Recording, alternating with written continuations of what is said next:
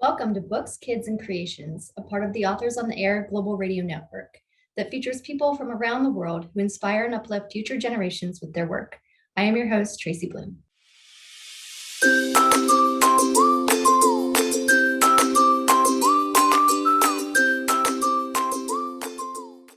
Today, I have the honor of interviewing environmentalist Paul Hawken, who starts ecological businesses, writes about nature and commerce, and consults with heads of state and CEO on climatic, economic, and ecological regeneration.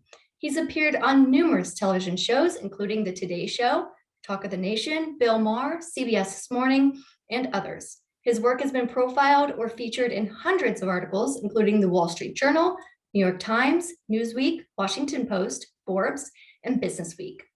He has written 9 books, including 6 national and New York Times bestsellers: Growing a Business, The Next Economy, The Ecology of Commerce, Blessed Unrest, Drawdown, and his latest, Regeneration. Paul is published in 30 languages, and his books are available in over 90 countries. His latest book, Regeneration, Ending the Climate Crisis in One Generation, was published by Penguin RandomHouse in September of 2021, his sequel to Drawdown. He is the founder of both Project Drawdown and Project Regeneration, which is the world's largest, most complete listing and network of solutions to the climate crisis. Welcome, Paul. So I just finished reading your most recent book here, Regeneration, and I actually picked this up at a museum in Cleveland, a natural history museum. And this book is quite incredible. And I imagine it took a very long time to put this together. So can you talk about your background first and foremost and how you got started in this work? Well, my mother says that when I was 6 or 7, I said I wanted to be a writer. I have no memory of that and at all. But I did read voraciously because I had asthma, and she didn't let me go outside and play because so I stay inside and read a lot. Whenever she wasn't looking, I would go outside. However, because I love being outside more than being inside. So I think that combination of things really is because when you're inside a house, like a home, whatever, and you're a child. There's really nothing there to make you that curious. I mean, you can master a house really quickly. There's a light switch, there's a refrigerator, if you have a TV, there's the TV, there's a bathroom, I mean, pretty much, you can know where to go, what, really quickly and how to get what you want. And, but in my home, unfortunately, it wasn't safe. I guess I had parents who needed more lessons on being parenting, but or being human beings. But I mean, it was very unsafe to be in my home, and so I would go outside every moment I could when I wasn't forced to be inside. And the reason I went outside is because I felt safe, and not only did I feel safe, but I was just fascinated, like what's going on out here, And it was the opposite of being in a house. Because, everything I saw, I didn't know the names of it. I didn't look at little red berries, the pyracanthus, are they edible? Well, the birds are eating it while the birds are getting drunk. It's like, it's like, I mean, should I eat that berry, or is that poisonous, or what's the name of that? That's the bird, that's the sound. Is that a cricket? That's a frog. Is that a this? We pick up a rock and things, slither away. What was that? It disappeared. That thing has, all these legs. Is that you could spend 10 lifetimes outside and not actually understand really what's going on, I mean, it's so beautiful. But what that develops is a sense of curiosity, asking questions, like knowing you don't know. Such an important thing to know. And so that's the background to writing. So I've been writing all my life, and I would write about things that I want to learn more about. What happened in 2001, Tracy, is that when the third assessment came out from the UN framework on climate change, called the Intergovernmental Panel on Climate Change, which is the biggest, probably scientific endeavor in the history of humankind to discover the causes, and to model what was happening, with climate and thus the weather. What I noticed then, and had noticed prior to that, but was we did not have a shopping list. We didn't know what to do about global warming. And yeah, there was little things here and there and big things here and there, but no one knew what to do. You know, I mean, stop driving your car really wasn't an answer. That it's like, and not a helpful suggestion. And so I began to go around and asking people to map, measure, model the most 100 most substantive solutions to global warming. And I also wanted to name the goal. So that's Drawdown, which is the first time when greenhouse gases peak and go down on a year-to-year basis. Now, I just bring that carbon back home. It came from here. It belongs here on Earth, or at least some of it does. And so Drawdown is really what we need to aim for.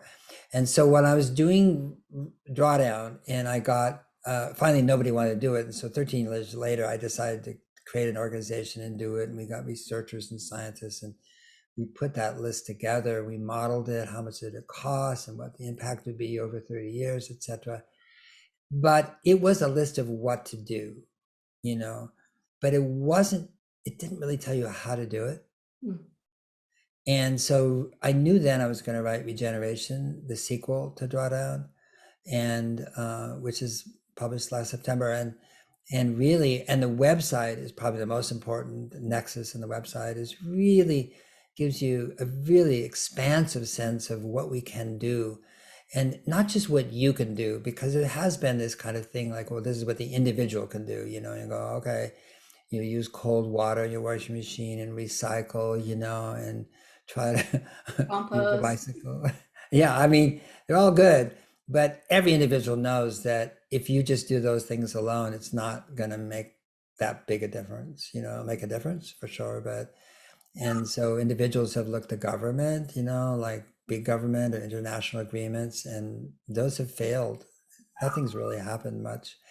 And so in between that is what's been missing, which is I call agency. So what we have in the website is agency. This is what you can do as an individual, which is amazing, as a family, as a neighborhood, as a community, as a church, as a college, as a classroom, as a city, as a company, you know, and these are things you can do around a specific solution.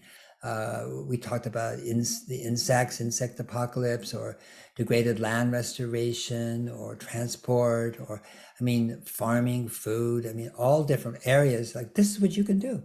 And so Regeneration, the latest book, is about asking the question and then giving examples, saying, why not have an economy, a world, a city, you know, products, services, things, where every time we make it or receive the service or buy it, that there's more life at the end of the day than less life. In other words, why can't we do what all of nature does, which is create more life instead of less? Life creates the conditions for life. That's what life does, you know, and we're life too. And why can't we wake up and think, wait a minute, we got this, we got a lot of good things out of destroying life. You know, I'm not trying to decry, you know, warmth in homes and, you know, efficient transport systems and all that sort of stuff. I'm not trying to go backwards. I'm trying to go forwards, which is, okay, but now can we just rethink this? And so things like regenerative agriculture are farming practices that create more life in the soil, more life for pollinators, pure water, no poisonous runoff, that don't kill the fish, that don't cause dead zones. I mean, they create more nutritious food that makes animals healthier if they eat it, or people healthier if they eat it, that don't pollute the air, that don't cause disease. I mean, we know how to create a world that creates more life instead of less, and why not? Your book gives, well, I love that your website, regeneration.org, has, it's so beautifully set up where you have, here's a problem and here's something you can do about it. And there's so much information in your book that really makes you open your eyes and care. Every single chapter seems as if it was researched in so much depth with so much precision, and even the photography in the book, there's so many, this one image, I mean, you look at it and you just want to cry right there with them. But I mean, this book had to have taken you so much time, and I'm sure you have a wonderful team that works with you on the research, but about how long did this take you to put together? You know, it all my life, and but took 2 years to write it. You said two things which are really observant. One is research. There's 7,262 citations for the book, and the research is like a floor, you know, and but what you want to do on a strong floor is dance, okay? The purpose is not the floor itself, you know. And so it's really important that when you're telling stories and sharing and creating narratives and, you know, informing people about different subjects, you know, that are there, you know, that it's undergirded by really great science, but it's not a science book, you know, it's not like hitting you with science, so that was one thing. The other thing you said is care, and care is regeneration. We all care. Regeneration is intrinsic to being a human being. It's not like a concept out there somewhere. Oh, that Hawken guy wants us to do regeneration. No, he doesn't. Okay, we do it. All 31, 35 trillion cells in your body right now, Tracy, are regenerating, or you wouldn't be able to talk to me or listen or look. So we are a walking, talking protoplasm, you know, of regeneration, you know? And so it's innate, okay? And then care is about regeneration. When you look at it, parse it, we are furthering life. Yeah. And there's so much that I learned from reading your book. I mean, I think every single chapter you pose an issue and you pose things that can be done. And I think that a lot of people would find that so helpful because, to your point, a lot of people go, well, we know there's a problem, but what do we do? We're just one person. And you have all of these different things. And just from reading your book, I mean, I went out and bought, I didn't know that, I think you say 1 in every 3 bites of food is possible because of pollinating insects. And I'm like, oh, well, I have some land, I'll buy these pollinating seeds. And there's so much, you know, and even one of your chapters, you talk about one of the primary causes of deforestation is involving agriculture. Right. And you also talk about toilet paper. And I went, wow, really? I didn't know that certain toilet papers were a huge cause of, you know, deforestation. Right. Things like that, where I thought, oh, I can buy better products, or I Right. can be more responsible as a person. So there's just so much in your story or in your book that I thought, oh, I didn't know that. And including, there was one part, I think, in the beginning where you talk about Canada, where there's a giant piece of land where they're drilling, and as a result, there's this humongous toxic lake filled with this contaminated water, and nothing's being done about it. And so these issues that you bring about, it's like, wow, I've never heard about this. And there's so much in your book where I'm like, wow, I've never heard about this. Um, it's really tremendous, the amount of education that I got from your story. The most important thing, I think, you know, is, I mean, you're talking about the tar sands in Alberta, Canada, and talk about the boreal forest with respect to toilet paper. It's the biggest single source of carbon on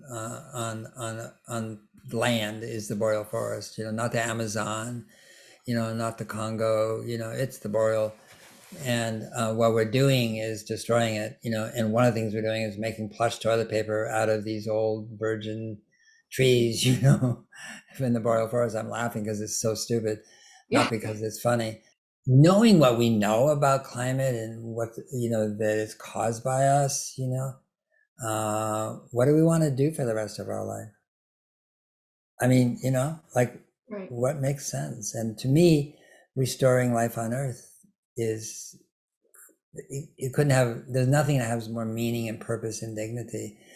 And restoring life on Earth means restoring the well-being of children and people and the impoverished and those who are suffering and those who are hurting and those who do not have health care and do not have adequate nutrition and do not have adequate clothing and do not have adequate educational facilities. So regeneration just isn't about butterflies and forests. It's about people and cultures and, and tribes, all over the world. So again, it's the whole tamale, and you have to find out where you want to be in that tamale, where you're fed by what you do, and you obviously are feeding it in hand, and on the other hand, Yeah, and there's a part in your book that I went back to and I read a couple times. It was just a quote, but it said, "How can we expect kids to care about the condor going extinct or things going extinct when they don't know about the wren?" And you talk about how children aren't being yeah. exposed to nature as much and they're living completely different lives. And it kind of goes back to where your story began as a kid and how you just found such peace and curiosity and fulfillment in nature.